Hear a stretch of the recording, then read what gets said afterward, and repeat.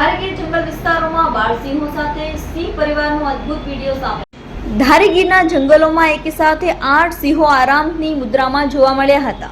ધારીગીર જંગલ વિસ્તાર નજીક 8 સિંહો મોબાઈલ કેમેરામાં કેદ થયા હતા. બાળસિંહો સાથે સિંહ પરિવારનો અદ્ભુત વિડીયો સામે આવ્યો છે. લીલીછમ ધરતીની આહલાદક કુદરતી વાતાવરણ વચ્ચે સિંહબાળ સાથે સિંહ પરિવાર દૃશ્યમાન થયો હતો. આકર્ષક ફોટોગ્રાફી કરાવતા સિંહ પરિવારનો વિડીયો સોશિયલ મીડિયામાં વાયરલ થયો છે.